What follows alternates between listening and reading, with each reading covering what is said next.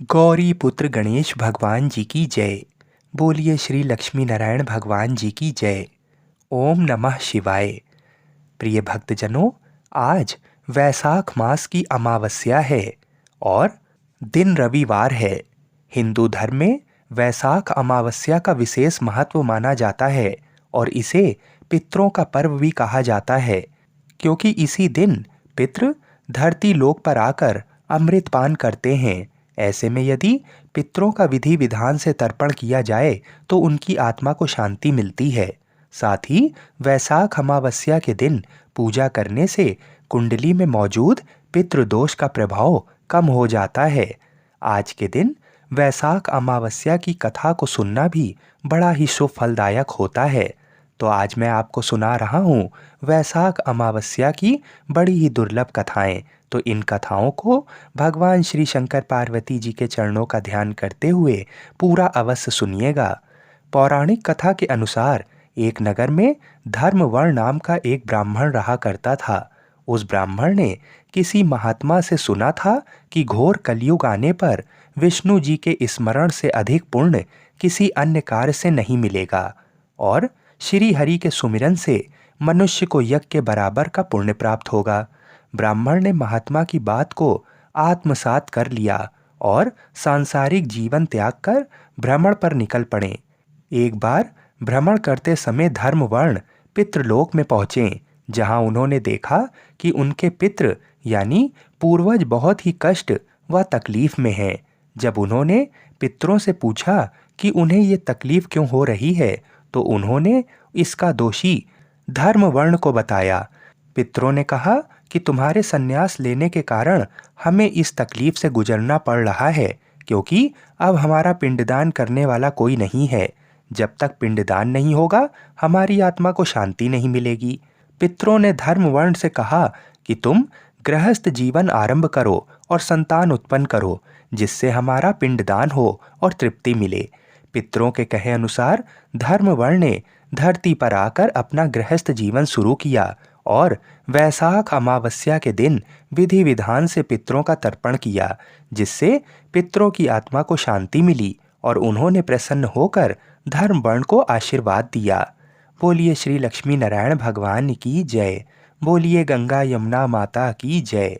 आइए अब वैशाख अमावस्या की अन्य कथाओं को सुनते हैं।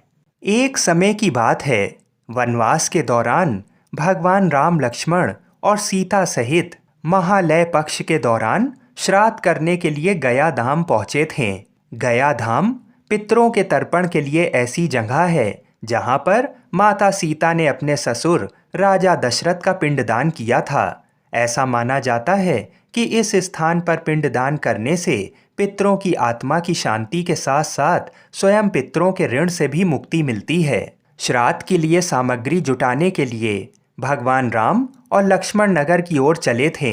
उसी दौरान माता सीता ने दशरथ का पिंडदान गया में किया था। एक पौराणिक कथा के अनुसार राजा दशरथ की मृत्यु के बाद भरत और शत्रुघ्न ने अंतिम संस्कार की हर विधि को पूरा किया था, परंतु राजा दशरथ को सबसे ज्यादा प्यार अपने पुत्र राम से था। इसलिए अंतिम संस्कार के बाद उनकी चिता की बची हुई राख उड़ते उड़ते गया के फाल्गुनी नदी के पास पहुंची। उस समय भगवान राम और लक्ष्मण वहां मौजूद नहीं थे।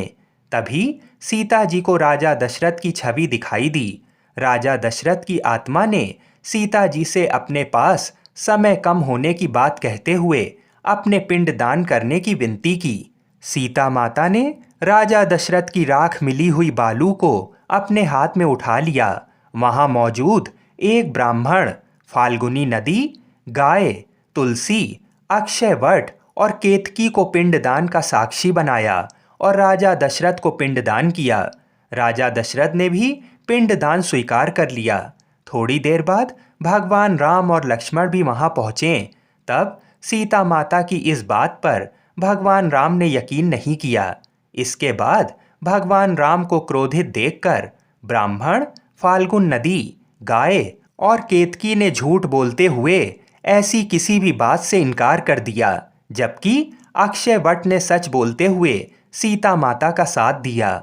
ऐसे में सीता माँ ने क्रोधित होकर चारों जीवों को श्राप दे दिया। फाल्गुनी नदी को श्राप दिया कि वह जल विहीन रहे, तुम सिर्फ नाम मात्र की नदी बनकर ही रहोगी। केतकी को श्राप दिया कि तुम्हारा फूल किसी भी पूजा में काम नहीं आएगा, इसलिए केतकी का फूल पूजा पाठ में वर्जित माना जाता है। गाय और ब्राह्मण को श्राद्ध में पुनः साक्षी बनने का श्राप दिया और अक्षय वट को वरदान दिया कि तुम्हारी आयु दीर्घायु हो, और जो पतिव्रता स्त्री तुम्हारी पूजा करे उसके पति की भी दीर्घायु हो। इसके बाद भगवान पितृविसर्जनी अमावस्या का महत्व बताते हुए कहते हैं कि इस दिन मुख्य रूप से स्वर्गलोक से मृत्युलोक पर 16 दिन के लिए मृत्युलोक पर आए हुए पितर विदा होते हैं। जो श्रद्धालु लोग अपने पितरों को इस दिन विदा करते हैं, उनके पितृदेव उन्हें आशीर्वाद प्रदान करते हैं। हमारे शास्त्रों में पितृविसर्जन अमावस्या बहुत महत्वपूर्ण मानी जाती है। ये महालय पक्ष का अंतिम दिन होता है। इस अमावस्या को मोक्षदायिनी अमावस्या भी कहा जाता है। इस दिन सभी पूर्वजों का श्राद्ध किया जाता है। जिनकी निधन तिथि का पता न हो, उनका श्राद्ध भी पितृ विसर्जन के दिन किया जाता है। श्राद्ध कर्म पितरों की मृत्यु की तिथि के अनुसार किया जाता है। यदि ये तिथि भूल जाएं तो सर्वपितृ अमावस्या के दिन श्राद्ध और तर्पण कर सकते हैं। इस दिन पितरों की विदाई होती है। उनके किसी भी भूल के लिए क्षमा याचना करते हुए उन्हें विदा करें। सर्वपितृ अमावस्या के दिन पितरों को शांति देने के लिए और उनकी कृपा प्राप्त करने के लिए श्रीमद् भागवत गीता का पाठ करना चाहिए। पितृ विसर्जन के दिन ब्रह्म मुहूर्त में उठकर नदी स्रोत आदि में स्नान करें अथवा घर में ही पानी में गंगा जल मिलाकर स्नान करें और स्वच्छ कपड़े पहनें। इस दिन घर में सभी लोगों को सात्विक भोजन करना चाहिए। श्राद्ध कर्म के बाद पितरों से प्रार्थना करें कि हे पितृदेव, आप परिवार के सभी सदस्यों को आशीष देकर अपने लोक को जाएं। आज शनिवार का दिन होने के कारण ये अमावस्या शनिश्चरी अमावस्या भी जानी जाएगी। तो आइए मनोकामनाओं की पूर्ति करने वाली शनि अमावस्या की कथा को सुनते हैं। एक समय सूर्यदेव जब गर्भाधान के लिए अपनी पत्नी छाया के समीप गए तो छाया ने सूर्य के प्रचंड तेज से भयभीत होकर अपनी आंखें बंद कर ली थीं। कालांतर में छाया के गर्भ से शनि देव जी का जन्म हुआ। शनि के श्याम वर्ण को देखकर सूर्य ने अपनी पत्नी छाया पर यह आरोप लगाया कि शनि मेरा पुत्र नहीं है। तभी से शनि अपने पिता सूर्य से शत्रुता रखते हैं। ग्रंथों के अनुसार शनि देव कश्यप गोत्रीय हैं तथा सौराष्ट्र उनका जन्म स्थल माना जाता है। शनि देव अनेक वर्षों तक भूखे प्यासे रहकर शिव जी की आराधना की तथा घोर तपस्या से अपनी देह को दग्ध कर लिया था। तब शनि देव की भक्ति से प्रसन्न होकर शिव जी ने शनि देव से वरदान मांगने को कहा। शनि देव ने प्रार्थना की, युगों युगों से मेरी माँ छाया की पराजय होती रही है। उसे मेरे पिता सूर्य द्वारा बहुत अपमानित व प्रताड़ित किया गया है। इसलिए मेरी माता की इच्छा है कि मैं अपने पिता से भी ज़्यादा शक्तिशाली व पूजनीय बनूं। तब भगवान शिव जी ने उन्हें वरदान देते हुए कहा कि नवग्रहों में तुम्हारा स्थान सर्वश्रेष्ठ रहेगा। तुम पृथ्वी लोक के न्यायाधीश व दंड अधिकारी रहोगे। साधारण मानव तो क्या, देवता, असुर, सिद्ध, विद्याधर और नाग भी तुम्हारे नाम से भयभीत रहेंगे।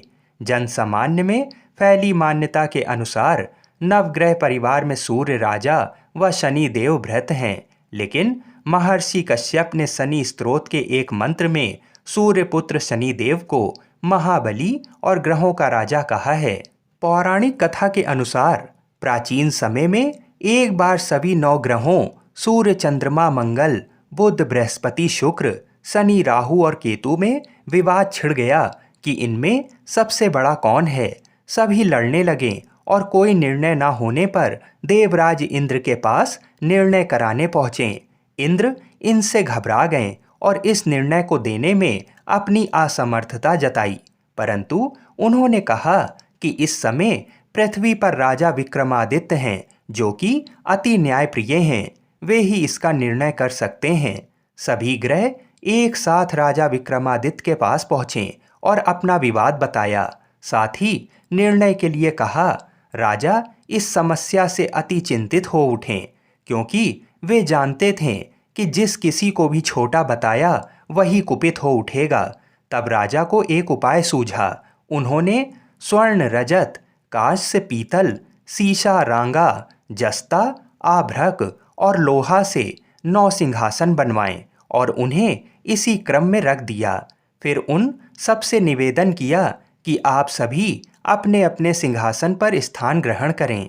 जो अंतिम सिंहासन पर बैठेगा वही सबसे छोटा होगा। इस अनुसार लोहे के सिंहासन सबसे बाद में होने के कारण शनिदेव सबसे बाद में बैठें तो वही सबसे छोटे कहलाएं। उन्होंने सोचा कि राजा ने ये जानबूझकर किया है।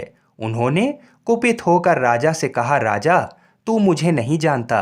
सूर्य 1 राशि में 1 महीना, चंद्रमा 2.25 महीना 2 दिन, मंगल 1.5 महीना, बृहस्पति 13 महीने व बुध और शुक्र 1-1 महीने विचरण करते हैं, परंतु मैं 2.5 से 7.5 साल तक रहता हूँ। बड़े बड़ों का मैंने विनाश किया है।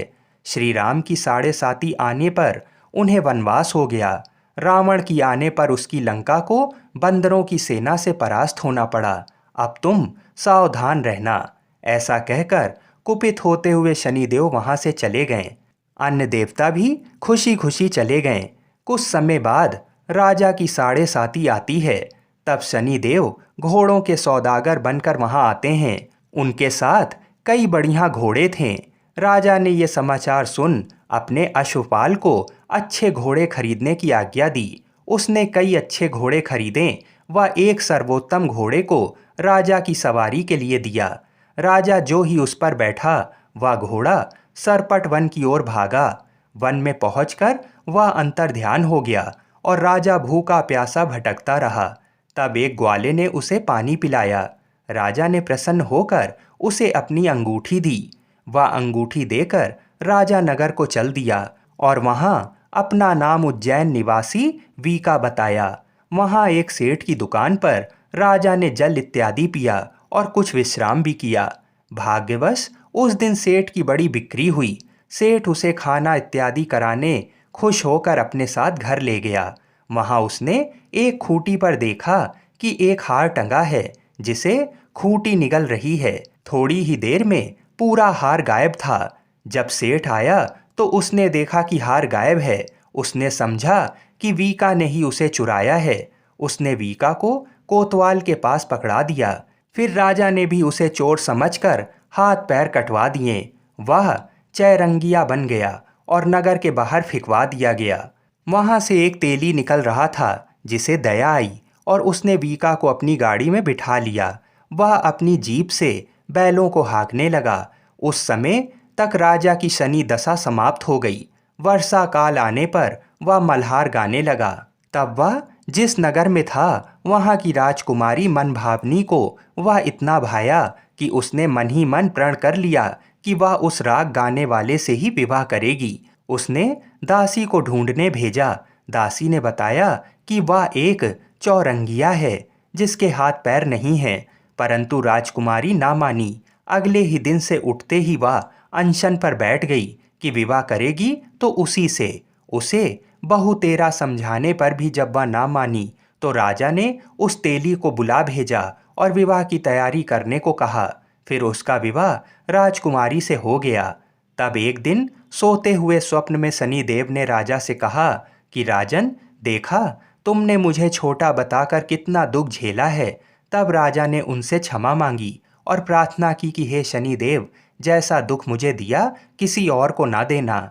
शनिदेव जी मान गए और कहा कि जो मेरी कथा और व्रत कहेगा उसे मेरी दशा में कोई दुख नहीं होगा। जो नित्य मेरा ध्यान करेगा और चींटियों को आटा डालेगा उसके सारे मनोरथ पूर्ण होंगे। साथ ही राजा को हाथ पैर भी वापस दे दिए। प्रातः आँख खुलने पर राजकुमारी ने देखा तो वह आश्चर्यचकित रह गई। वीका ने उसे बताया कि वह उज्जैन का राजा विक्रमादित्य है। सभी अत्यंत प्रसन्न हुए। सेठ ने जब सुना तो वह क्षमा मांगने लगा। राजा ने कहा कि वह तो शनिदेव का कोप था, इसमें किसी का कोई दोष नहीं। सेठ ने फिर भी निवेदन किया कि मुझे शांति तभी मिलेगी जब आप मेरे घर चलकर भोजन करेंगे। सेठ ने अपने घर नाना प्रकार के व्यंजनों से राजा का सत्कार किया। साथ ही सबने देखा कि जो खूंटी हार निगल गई थी वही अब उसे उगल रही है। सेठ ने अनेक मोहरे देकर राजा का धन्यवाद किया और अपनी कन्या श्री कंवरी से पाणी ग्रहण का निवेदन किया। राजा ने सहर्ष स्वीकार कर लिया। कुछ समय पश्चात राजा अपनी दोनों रानियों मनभावनी और श्री कंवरी सहित उज्जैन नगरी को चले। महापुरवासियों ने सीमा पर ही उनका स्वागत किया। सारे नगर में दीपक जलाए गए और खुशियां मनाई गईं। राजा ने घोषणा की कि मैंने शनिदेव को सबसे छोटा बताया था, जबकि असल में वही सर्वोपरि हैं। तब से सारे राज्य में शनिदेव की पूजा और कथा नियमित होने लगी। सारी प्रजा ने बहुत समय खुशी और आनंद के साथ बिताया। जो कोई शनि अमावस्या के दिन शनि देव की इस कथा को सुनता या पढ़ता है, उसके सारे दुख दूर हो जाते हैं और मनोकामनाओं की पूर्ति होती है। बोलिए सियावर रामचंद्र की जय। बोलिए श्री राधा कृष्ण भगवान की जय। आइए अब मनोकामनाओं की पूर्ति करने वाली दूसरी कथा को सुनते हैं। तो आइए भगवान श्री लक्ष्मी नारायण जी के चरणों का ध्यान करते हुए इन कथाओं को सुनते हैं। एक गांव में सास और बहू अकेले रहते थे और उनका बेटा विदेश में कमाने के लिए गया था। सास और बहू बहुत अच्छे से रहते थे। दोनों एक दूसरे की देखभाल करते थे। एक दिन बहू ने खाना नहीं बनाया तो सास ने बहू से पूछा कि आज तुमने खाना क्यों नहीं खाया। तब बहू ने कहा कि सासू माँ, आज मेरा अमावस्या का व्रत है, इसलिए मैंने खाना नहीं खाया।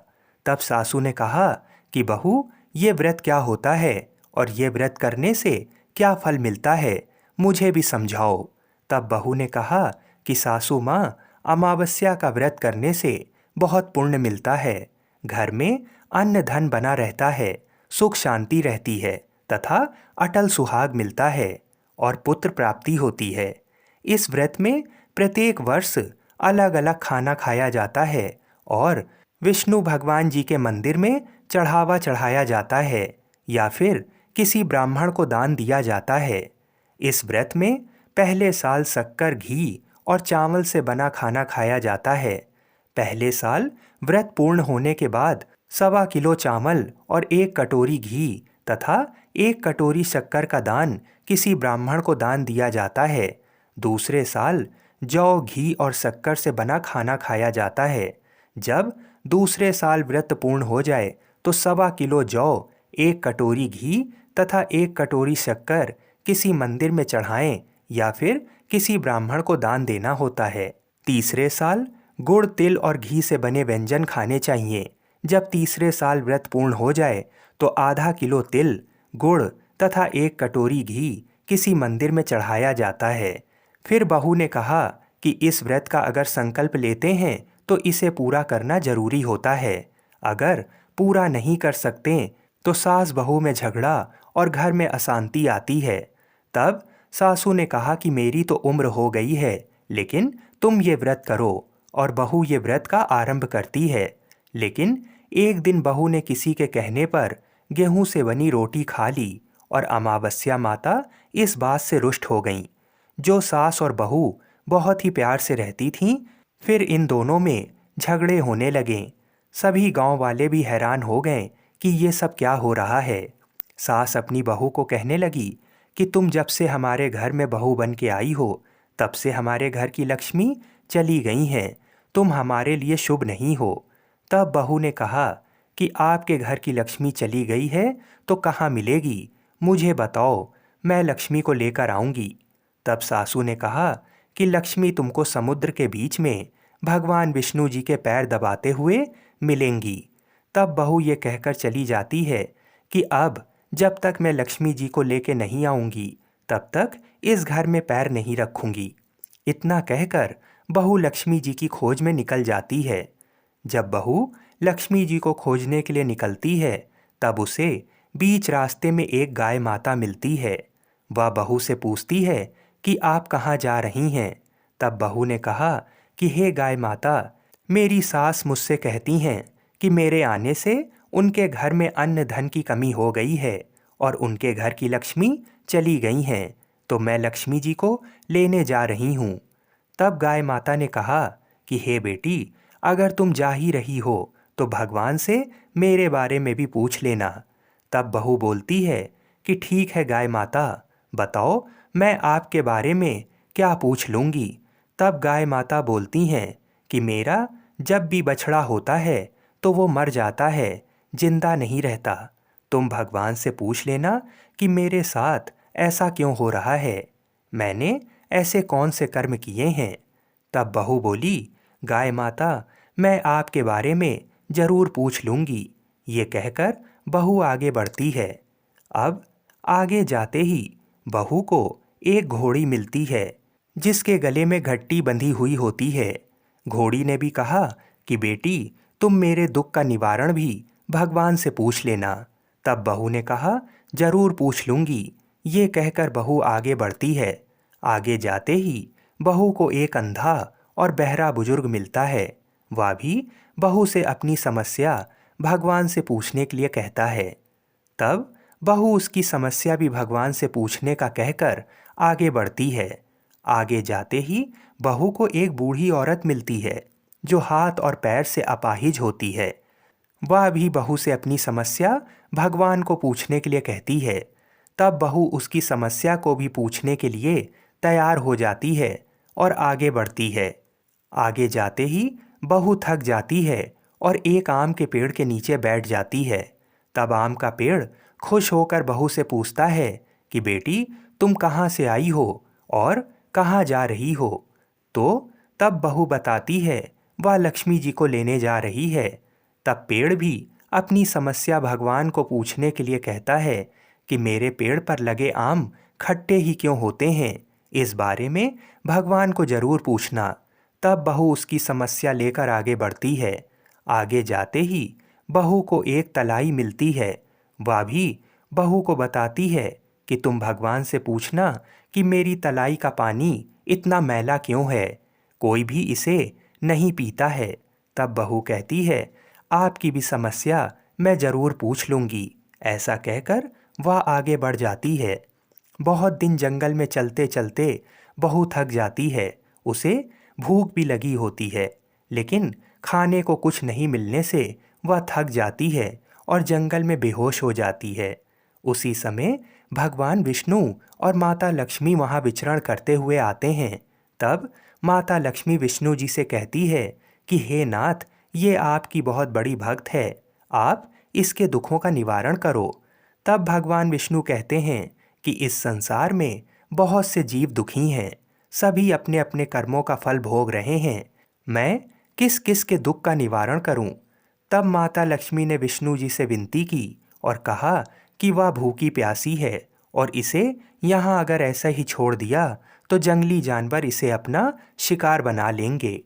माता लक्ष्मी की बात सुनकर भगवान विष्णु एक साधु का वेश धारण करते हैं और बहू के पास जाते हैं और बहू को होश में लाते हैं।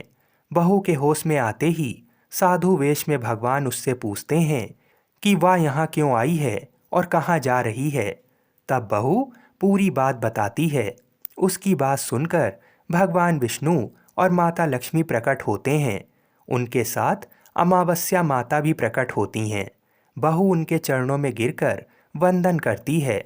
अमावस्या माता बहू को कहती हैं कि बेटी, तूने मेरे व्रत को खंडित किया है, इसी की सजा मिली है तुम्हें, लेकिन अब मैं तुम्हें माफ करती हूँ और तुम घर जाओ। तुम्हारा घर अन्न धन से संपन्न होगा, तुम्हारा घर सुंदर महल में बदल जाएगा और तुम्हारी सभी मनोकामनाएं पूर्ण होंगी। ये सब होने के पश्चात बहू भगवान से कहती है, मुझे रास्ते में जो जो मिला उन सभी के दुखों का निवारण करने के लिए मैं आपसे विनती करती हूँ। तब भगवान विष्णु बोलते हैं कि गाय ने कभी अपना दूध किसी को नहीं पिलाया, उस वजह से उसके बछड़े जिंदा नहीं रहते। तुम उसका दूध पी लेना, जिससे उसके बछड़े जिंदा रहने लगेंगे। फिर भगवान कहते हैं कि घोड़ी पिछले जन्म में आटा पीसने वाली महिला थी। वह किसी को आटा पीस के नहीं देती थी, इसलिए उसके गले में चक्की के पाट बंधे हुए हैं। तुम उसके पाठ खोल देना, वह बिल्कुल ठीक हो जाएगी। उसके बाद भगवान कहते हैं कि जो बुजुर्ग तुम्हें मिला था वह कभी मंदिर नहीं गया और ना ही उसने कभी भगवान के भजन सुने। तुम उसको मंदिर में ले जाना और दर्शन करवा देना, वह भी ठीक हो जाएगा। फिर जो बुजुर्ग महिला तुम्हें मिली थी वह कभी भी अपनी जवानी में दान पुण्य नहीं करती थी, इसलिए उसे ये सज़ा मिली है। तुम उससे दान करवा देना तो उसकी विकलांगता दूर हो जाएगी। फिर जो आम का पेड़ मिला था, उस आम के पेड़ ने कभी भी किसी बच्चे को अपने आम खाने नहीं दिए, इसलिए उसके सभी आम खट्टे होते हैं। तुम उस पेड़ का आम खा लेना, फिर उस पेड़ पर मीठे आम आएंगे। तलाई का पानी पिछले जन्म में देवरानी जेठानी थी, वह हमेशा झगड़ती रहती थीं, इसलिए उसका पानी मैला है। तुम उसका पानी पी लेना, वह तलाई शुद्ध हो जाएगी। बहू ने भगवान विष्णु, माता लक्ष्मी और अमावस्या माता को नमन करके घर जाने के लिए निकलती है और रास्ते में उसे जो जो मिला उन सभी की समस्या भगवान के कहे अनुसार दूर करती है। सभी उसे आशीर्वाद देते हैं। घर जाते ही उसका घर एक सुंदर महल में परिवर्तित हो जाता है तथा घर में अन्न धन भरा मिलता है। अब बहू सासू से कहती है कि सासू माँ, आपने सच में कहा था कि आपके लिए मैं शुभ नहीं हूँ। मेरे जाने से ही आपके घर में लक्ष्मी आई हैं। अब आप यहाँ रहें, मैं मरने जा रही हूँ। तब सासू ने कहा कि बेटी, ये सब तुम्हारी अमावस्या व्रत का फल हमें मिला है, तुम यहाँ पर ही रहो, कहीं नहीं जाओगी। और सास बहू खुशी खुशी रहने लगें। एक दिन उसका बेटा भी विदेश से लौट आया और घर में ये सब देखा। तब उसकी माँ ने ये सब बातें उसे बताईं। इस तरह वह लोग खुशी खुशी रहने लगें। बोलिए श्री शंकर पार्वती भगवान की जय। बोलिए श्री लक्ष्मी नारायण भगवान की जय। बोलिए अमावस्या माता की जय। आइए अब अमावस्या की दूसरी कथा को सुनते हैं। इस कथा को सुनने से ही व्रत पूर्ण माना जाता है तथा मनोकामनाओं की पूर्ति होती है, इसलिए इस कथा को पूरा अवश्य सुनिएगा। आज मैं आपको सुना रहा हूँ भगवान श्री गणेश और अमावस्या की बड़ी ही दुर्लभ कथा। तो आप सभी लोग बड़ी ही श्रद्धा और प्रसन्न चित्त मन से इन कथाओं को पूरा अवश्य सुनिएगा। एक गांव में एक बुढ़िया माई थी, मिट्टी के गणेश जी की पूजा करती थी। रोज गणेश जी की मूर्ति बनाती और वो रोज ही गल जाती थी। उस बुढ़िया के घर के सामने एक सेठ का बड़ा सा मकान बन रहा था। बुढ़िया मकान बनाने वाले कारीगर के पास जाकर बोली, भाई, मेरे मिट्टी के गणेश जी रोज गल जाते हैं, आप मेरी पूजा के लिए पत्थर के गणेश जी बना दो, आपकी बड़ी कृपा होगी। मकान बनाने वाला कारीगर बोला, माई, जितनी देर में हम तुम्हारे लिए गणेश जी बनाएंगे उतनी देर में तो सेठ जी की दीवार पूरी बन जाएगी। बुढ़िया ये सुनकर दुखी मन से अपने घर वापस आ गई। वहीं दूसरी तरफ जब कारीगर दीवार बनाने लगे तो उन्हें दीवार पूरी करते करते शाम हो गई, लेकिन दीवार बनने से पहले ही टेढ़ी होने लगी। शाम को जब सेठ जी आए तो उन्होंने पूछा कि आज कुछ काम क्यों नहीं हुआ। तब मकान बनाने वाले कारीगरों ने कहा कि हम लोग सुबह से ये दीवार बनाने का प्रयास कर रहे हैं, लेकिन ये दीवार बनते ही टेढ़ी हो जाती है।